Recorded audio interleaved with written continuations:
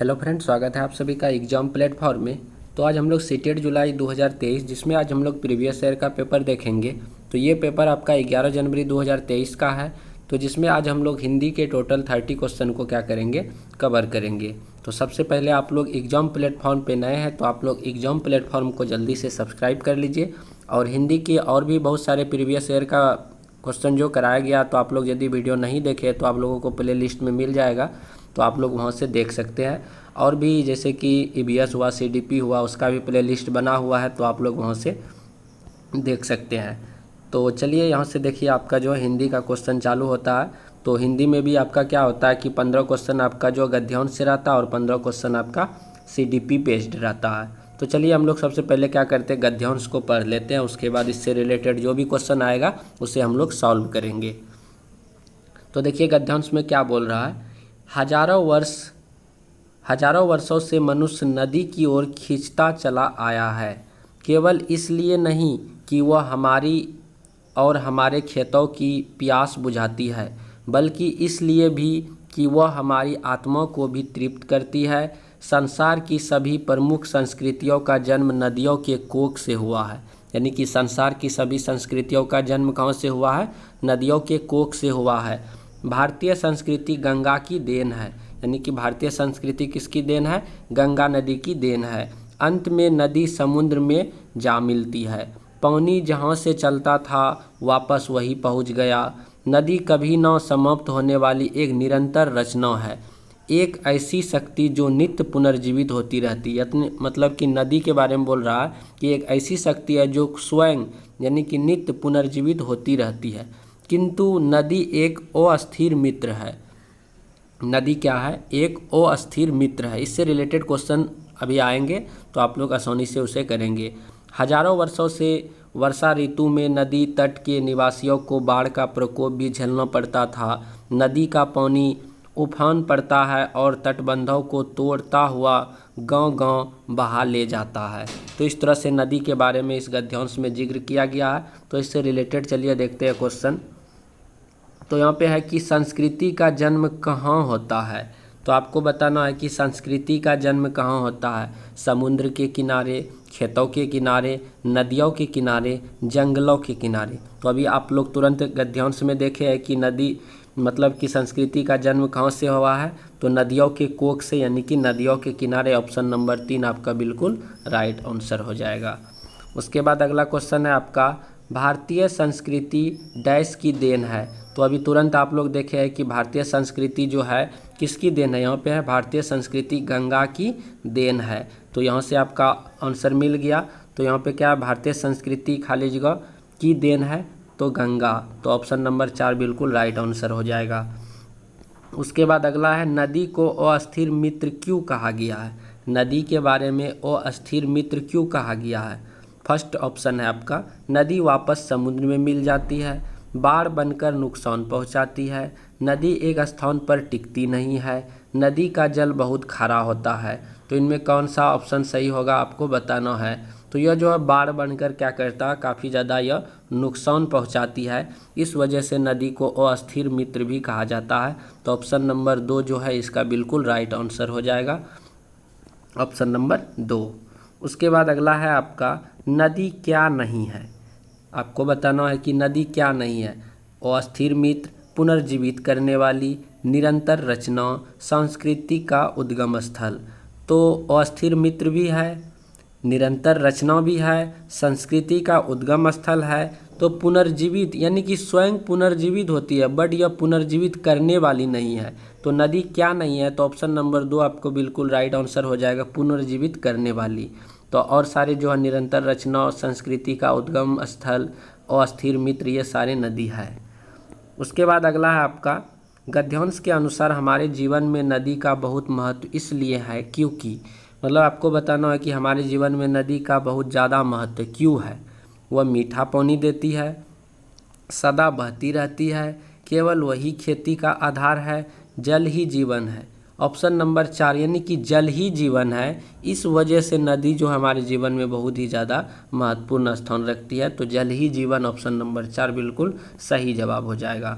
उसके बाद है, मानव नदियों को केवल इसलिए महत्व नहीं देता है कि मानव नदियों को केवल इसलिए महत्व नहीं देता है कि वह खेतों की सिंचाई में मदद करती है, हमारी आत्माओं को तृप्त करती है, संस्कृति को जन्म देती है, निरंतर बनी रहती है। देखिए, हमारी आत्मा को तृप्त भी करती है, संस्कृति को जन्म देती है, निरंतर बनी रहती है। ये सारे चीज़ नदी से होती है। ये नहीं कि सिर्फ जो है हमें खेती में ही मदद करता है, इस वजह से ही हम लोग नदी को महत्वपूर्ण नहीं देते हैं। इसके अलावे बहुत सारे काम होते हैं। तो ऑप्शन नंबर 1 आपका बिल्कुल राइट आंसर हो जाएगा, क्योंकि नदी का जो हम लोग सिर्फ यूज हम लोग खेती के लिए ही नहीं करते, बल्कि इससे अलावे हमारे आत्मा को तृप्त करती है, संस्कृति को जन्म देती है, निरंतर बनी रहती है। ये सारी चीज़ें नदी पर ही डिपेंड है। तो ऑप्शन नंबर 1 यहाँ से राइट आंसर हो जाएगा। इसलिए महत्व नहीं देते कि वह खेती की सिंचाई में ही मदद करती है। उसके बाद अगला है आपका, पानी कहाँ से चलकर कहाँ पहुँच जाता है। तो आपको बताना है कि पानी कहाँ से चलकर कहाँ पहुँच जाता है। नदी से समुद्र, समुद्र से समुद्र, समुद्र से नदी, नदी से नदी। तो यहाँ पे हो जाएगा ऑप्शन नंबर 2, समुद्र से समुद्र। तो नदी जो है समुद्र से चलकर समुद्र में जाके मिल जाती है। ऑप्शन नंबर 2 राइट आंसर हो जाएगा। उसके बाद है, निम्न में से किस शब्द में प्रत्यय का प्रयोग हुआ है। प्रत्यय क्या होता है? प्रत्यय उस शब्दांश को कहते हैं जो किसी शब्द के अंत में जुड़ता है, और उपसर्ग हो गया पहले और प्रत्यय हो गया आपका लास्ट में। उपसर्ग हो गया फर्स्ट और प्रत्यय हो गया आपका लास्ट में। तो यहाँ पे प्रत्यय किस में लगा हुआ? निरंतर, भारतीय, प्रकोप, तृप्त। तो भारतीय में स्पष्ट देखा जा रहा है कि यहाँ पे जो है भारतीय में प्रत्यय आपका लगा हुआ है। तो इस तरह से ऑप्शन नंबर 2 बिल्कुल राइट आंसर हो जाएगा। उसके बाद है, मित्र का पर्यायवाची शब्द नहीं है, यानी कि आपको बताना है कि मित्र का समानार्थी शब्द इनमें से कौन नहीं है। सखा, इसका भी अर्थ मित्र होता है, बंधु का अर्थ मित्र होता है, संगी का अर्थ मित्र होता है, बट अरी का अर्थ आपका जो है मित्र नहीं होता है। तो इनमें से मित्र का पर्यायवाची कौन नहीं है? तो अरी आपका राइट आंसर हो जाएगा। उसके बाद अगला यहाँ से देखिए, एक अलग आपका जो है गद्यांश शुरू होता है। इस गद्यांश से रिलेटेड आपका क्वेश्चन आएगा। तो देखिए यहाँ पे क्या है, बहुत दिनों से सोच रहा था थोड़ी धरती पाऊँ, उस धरती में बाग बगीचा जो हो सके लगाऊं। खिले फूल फले, चिड़िया बोले, प्यारी खुशबू डोले, ताजी हवा जलाशय में अपना हर अंग भिगोले। हो सकता है पास तुम्हारे अपनी कुछ धरती हो, फूल फल लदे अपने उपवन हो, अपनी परती धरती हो सकता है छोटी सी क्यारी हो, महक रही हो, छोटी सी खेती हो जो फसलों में दहक रही हो। तो इस तरह से जो है कुछ यहाँ पे जो है खेती के बारे में, यानी कि प्रकृति के बारे में वर्णन किया गया है। तो इससे रिलेटेड क्वेश्चन आएगा अभी। तो यहाँ पे देखिए क्या है, यदि लेखक के पास थोड़ी धरती हो तो वह क्या नहीं करता। यदि लेखक के पास थोड़ी सी धरती हो जाए तो वह कौन सा काम नहीं करेगा। यदि उसके पास धरती होगा तो बगीचा लगाएगा ही, खेती करेगा, पेड़ पौधा लगाएगा, बट वह यहाँ पे जो है नहर बनाना तो वह काम नहीं करेगा। यदि थोड़ा सा लेखक के पास धरती हो जाए तो वह नहर या नगर यहाँ पे जो भी हो वह नहीं बनाएगा। ऑप्शन नंबर 4 बिल्कुल राइट आंसर होगा।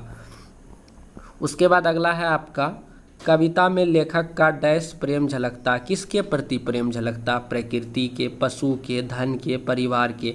तो इसमें प्रकृति का वर्णन किया है। तो ऑप्शन नंबर 1 बिल्कुल राइट आंसर हो जाएगा, प्रकृति का प्रेम झलकता है। उसके बाद अगला है यहाँ पे, प्रति धरती से क्या आशय है। प्रति धरती आप लोग किसे कहेंगे? ऑटोमेटिक आप लोग गद्यांश को नहीं भी पढ़ेंगे तो भी इसका आंसर कर देंगे।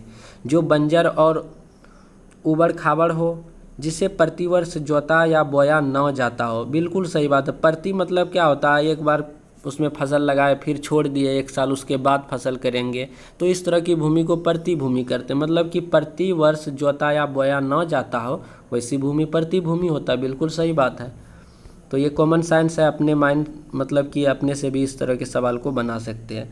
उसके बाद है, फसलों में दहक रही हो, वाक्य में रेखांकित शब्द दहक किस अर्थ में प्रयुक्त हुआ? दहक, फसलों में दहक रही हो, फसल दहक रही है, इसका क्या आशय है आपको बताना। फसल बोने के अर्थ में, फसल के पकने के अर्थ में। बिल्कुल सही बात है, फसल में दहक हो रही है मतलब कि फसल जो है पक गई है। तो इस तरह से फसल के पकने के सेंस में इसका जो है उपयोग किया गया, फसल दहक रही हो। तो ऑप्शन नंबर 2 बिल्कुल राइट आंसर होगा। उसके बाद है आपका समूह से भिन्न शब्द है, तो इनमें से बताना हो कि अलग कौन सा शब्द है। छोटी सी खेती, छोटी सी क्यारी, छोटा सा उपवन, फूल फल लदे। देखिए ये सारे देखिए ऊपर से तीनों एक जैसा लगता है, छोटी सी खेती, छोटी सी क्यारी, छोटा सा उपवन, बट फूल फल लदे ये कुछ अलग सा लगता है। तो इस तरह से 4 नंबर ऑप्शन आपका बिल्कुल राइट आंसर हो जाएगा। उसके बाद अगला है आपका समान लयात्मक शब्द नहीं है, मतलब कि इनमें बताना हो कि चारों में से जो है कोई एक आपको डिफरेंस लगेगा, मतलब कि और तीनों में एक लय, एक धुन, एक रिदम आपको मतलब कि देखने के लिए मिलेगा। जैसे मोह क महक, दोह क दहक, लौह क लहक, ये तीनों देखिए एक जैसा लग रहा, बट लहर एक अलग उसमें लय उत्पन्न हो रहा, अलग ध्वनि, अलग रिदम इसमें आ रहा, तो लहर आपका क्या हो जाएगा, बिल्कुल अलग हो जाएगा। ऊपर से महक, दहक, लहक ये सारे एक जैसे हैं और इसमें से अलग कौन हो गया आपका, लहर। उसके बाद आगे है आपका, यहाँ से आपका CDP बेस्ड यानी कि बाल विकास रिलेटेड क्वेश्चन शुरू होता है। शिक्षार्थी अपनी बुनियादी पठन कुशलताओं का निर्माण कर सके, इसके लिए एक शिक्षक द्वारा डैश शिक्षार्थियों की मदद करने की ज़रूरत है। शिक्षार्थी अपनी बुनियादी पठन कुशलता, जो उसका जो बेसिक जो पठन कुशलता है उसका निर्माण कर सके, इसके लिए शिक्षक द्वारा डैश शिक्षार्थियों को मदद करने की ज़रूरत है। फर्स्ट ऑप्शन है व्यक्तित्व और विभेदित अनुदेशन के साथ, बिल्कुल ये आपका सही जवाब है। मतलब कि शिक्षार्थियों में जो बुनियादी पठन होता है, बेसिक जो पठन होता है उसका निर्माण कर सके, इसके लिए शिक्षक द्वारा जो है ना व्यक्तित्व और विभेदित अनुदेशन की क्या होती है, उसे शिक्षार्थियों को मदद करने की ज़रूरत होती है। तो इस तरह से ऑप्शन नंबर 1 आपका जो है बिल्कुल राइट आंसर हो जाएगा। उसके बाद अगला है आपका कक्षा 2 की शिक्षिका मुद्रित विषय सामग्री में परिचित शब्दों की सटीक और निपुणता भरी पहचान की क्षमता बढ़ाने पर ध्यान दे रही है। ये शब्द है कक्षा 2 की शिक्षिका मुद्रित जो छपी हुई विषय सामग्री है उससे परिचित शब्दों की सटीक और निपुणता भरी पहचान की क्षमता को बढ़ाने पर ध्यान केंद्रित कर रही है, तो ये शब्द है। तो ये शब्द आपका जो है सर्वाधिक उपयुक्त यानी कि साइड वर्ड्स होने वाले शब्द है, ये बिल्कुल आपका राइट आंसर हो जाएगा का सर्वाधिक उपयुक्त या प्रयुक्त, जिसको हम लोग साइड वर्ड्स बोलते हैं और होने वाले ये शब्द होगा। तो इसमें कक्षा 2 की शिक्षिका जो मुद्रित विषय सामग्री में परिचित शब्दों की सटीक और निपुणता भरी पहचान की क्षमता बढ़ाने के लिए ध्यान दे रही है, तो ये सर्वाधिक प्रयुक्त होने वाले शब्द होगा, बिल्कुल राइट आंसर हो जाएगा साइड वर्ड्स। उसके बाद है अगला क्वेश्चन आपका एक से अधिक भाषा का ज्ञान, यानी कि एक से अधिक भाषा का ज्ञान क्या कहलाता है आपको बताना है। फर्स्ट है भाषा कक्षा में शिक्षक के ऊपर एक बोझ बन जाता है, ये तो बिल्कुल गलत ही हो जाएगा। नवीन कक्ष में सीखते समय विद्यार्थियों को उसके समान रूप करता है। उसके बाद नवीन भाषा सीखने सिखाने में मदद करता है, बिल्कुल सही बात है। एक से अधिक भाषा क्या होता है कि नए भाषा सिखाने में काफ़ी ज़्यादा क्या करता है, हेल्प करता है। ऑप्शन नंबर 3 बिल्कुल सही जवाब है। उसके बाद है आपका एक शिक्षिका कक्षा 4 के विद्यार्थियों से छोटे अनुच्छेद को समझ के साथ पढ़ने और गहराई के साथ उनका परीक्षण करने के लिए कहती है। एक शिक्षिका कक्षा 4 के विद्यार्थियों को छोटे से अनुच्छेद को समझ के साथ पढ़ने के लिए और गहराई के साथ उसका परीक्षण करने के लिए कहती है। साथ ही वे आवश्यकता अनुसार शिक्षार्थियों की आधारभूत मदद भी करती है। वो डैश का अभ्यास कर रही है, तो किसी भी अनुच्छेद को समझ के साथ पढ़ना, गहराई के साथ उसका परीक्षण करना, ये क्या कहलाएगा, एक तरह से ये गहन पठन के अंतर्गत आएगा। तो वह बच्चा क्या कर रहा है, गहन पठन कर रहा, बारीकी से उस चीज़ को क्या कर रहा, पढ़ रहा है, तो गहन पठन हो जाएगा। उसके बाद अगला है आपका भाषा शिक्षण के लिए वास्तविक एवं व्यवहारिक स्थिति का उपयोग करते हुए सरलतापूर्वक भाषा से परिचित होने में विद्यार्थियों की मदद करने वाली पद्धति कहलाती है। यानी कि भाषा शिक्षण के लिए एक वास्तविक एवं व्यवहारिक स्थिति का उपयोग करते हुए, मतलब कि भाषा शिक्षण में वास्तविक और व्यवहारिक स्थितियों का उपयोग करते हुए सरलतापूर्वक भाषा से परिचित होने वाले शिक्षार्थियों की मदद करने वाली पद्धति क्या कहलाएगा, ये स्थिति परक भाषा शिक्षण पद्धति कहलाता है। इसमें क्या होता है कि भाषा शिक्षण के दौरान जो है उसकी जो रियल लाइफ है और जो सामाजिक चीज़ें हैं, व्यवहारिक जो दृष्टिकोण में जो चीज़ें को अपनाते हैं, उस चीज़ों का जब मदद करेंगे तो वह स्थितिपरक भाषा शिक्षण पद्धति कहलाएगा, ऑप्शन नंबर 2।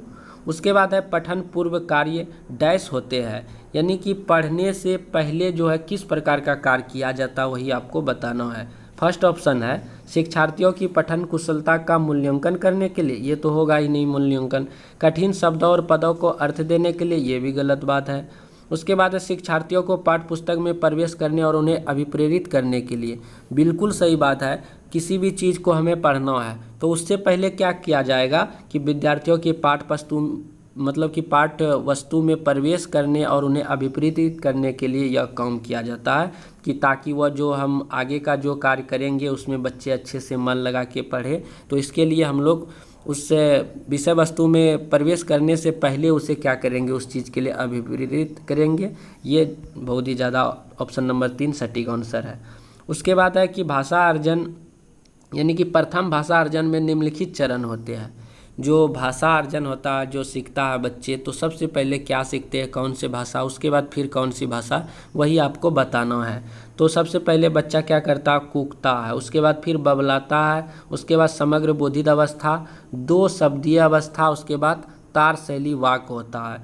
तो इस तरह से छोटे बच्चे पहले कूकना चालू करते हैं, फिर उसके बाद बबलाना करते हैं, फिर उसके समग्र बोधित अवस्था होते हैं, फिर 2 शब्दीय अवस्था होते हैं, मतलब कि ऐसे छोटे छोटे बच्चे होते हैं पहले का, माँ, दा ऐसे बोलते हैं, फिर उसके बाद फिर 2 शब्द वाले आ जाते हैं, दा, दा, माँ, माँ, का। वही सब है कि शुरुआत में बच्चे पहले कूकता है, उसके बाद फिर बबलाता है, फिर समग्र बोधित थोड़ा सा अवस्था आता है, फिर 2 शब्दों का उच्चारण करता है, फिर उसके बाद तार शैली वाक्य का उच्चारण करता है। तो ये आपका चौथा नंबर ऑप्शन बिल्कुल राइट आंसर है। उसके बाद है इस उपागम में व्याकरणिक संरचना तथा एकल शब्दों की वजह अर्थ एवं भाषा को उसकी पूर्णता में देखना शामिल है।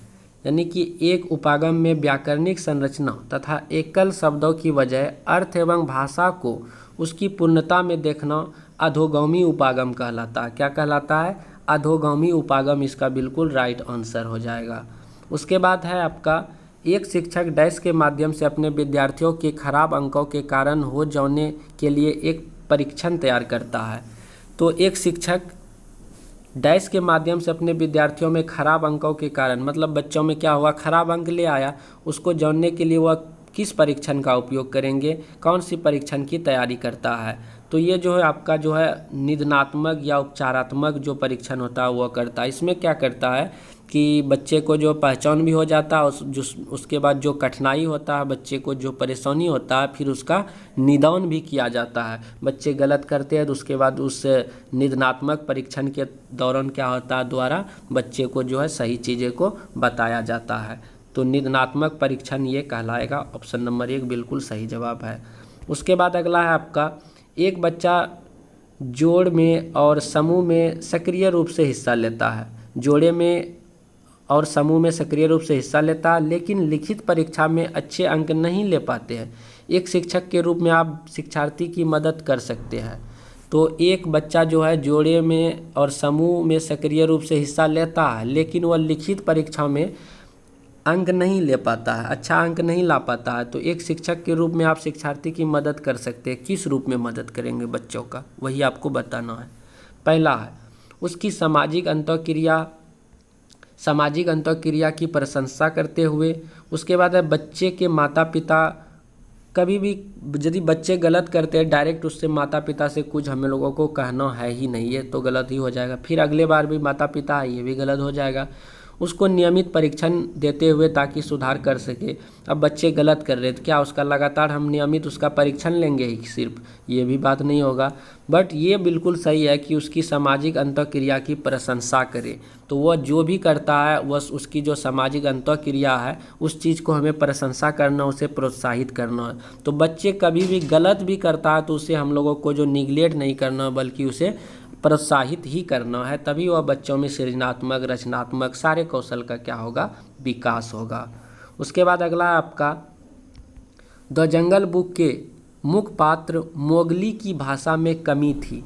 द जंगल बुक के मुख्य पात्र जो है मोगली की जो है भाषा में कमी थी, क्योंकि मानव संपर्क से विलग उसका पालन पोषण हुआ, क्योंकि वह जंगल में वह पला बढ़ा तो उसका मानव से मतलब कि संपर्क नहीं रहा, तो उसका पालन पोषण वही जंगल में ही हुआ। यह साक्ष्य भाषा विकास के किस पक्ष का समर्थन करता है? यानी कि द जंगल बुक के मुख्य पात्र मोगली की भाषा में कमी थी, क्योंकि मानव संपर्क से वह विलग रहा, अलग उसका लालन पालन हुआ, पोषण हुआ। तो इसमें जो है भाषा विकास के किस पक्ष का यह समर्थन करता है वही आपको बताना है। फर्स्ट ऑप्शन है, एक सही आयु में बच्चे के पास भाषा परिवेश का अभाव। बिल्कुल सही बात है। जब उसको एक अच्छे समय मतलब कि जो एक अच्छे काल में समय में अवधि में उसको जो भाषा का ज्ञान मिलना चाहिए वो तो उससे बच्चे के मतलब कि वो तो उससे समाज में मिल नहीं पाया। उस समय में वो तो जंगल में अपना मतलब कि उसका पालन पोषण हुआ। तो इस तरह से ऑप्शन नंबर 1 सही हो जा रहा है कि एक सही आयु में बच्चे के पास भाषा परिवेश का अभाव, जो एक सही टाइम होता है बच्चे में भाषा सीखने का, वह परिवेश उसको नहीं मिल पाया, जिसके कारण उसे भाषा में क्या है, कमी है। तो ऑप्शन नंबर 1 बिल्कुल सही जवाब हो जाएगा। उसके बाद अगला है आपका अर्थ क्रियात्मक यानी कि प्रेगमेटिक्स डैश की ओर संकेत करता है। तो अर्थ क्रियात्मक जो है किसके ओर मतलब कि प्रेरित करता, वही आपको संकेत करता बताना है। भाषा के सामाजिक नियम, विद्यालयी भाषा की नीति, विद्यालय की अनुदेशन की भाषा, शैक्षणिक भाषा। तो अर्थ क्रियात्मक प्रेगमेटिक्स जो है आपका सामाजिक यानी कि भाषा के सामाजिक नियम की ओर संकेत करता है। ये बिल्कुल सही जवाब है ऑप्शन नंबर 1। उसके बाद है आपका निम्नलिखित में किसका कविता में एक आकलन तत्व के रूप में समर्थन नहीं किया जाता है? तो निम्नलिखित में से किसका कविता में एक आकलन तत्व के रूप में समर्थन नहीं किया जा सकता है? व्याकरण, शब्द भंडार, काव्यात्मक उपकरण, कविता की अंतर्वस्तु। मतलब कि आपको बताना कौन सा सही है। तो इसमें जो व्याकरण में कभी भी जो है व्याकरण में मतलब किसी भी कविता में जो है एक आकलन तत्व के रूप में उसका समर्थन कभी भी नहीं करता है। तो इस तरह से आपका जो है व्याकरण बिल्कुल राइट आंसर ऑप्शन नंबर 2 हो जाएगा। उसके बाद अगला है आपका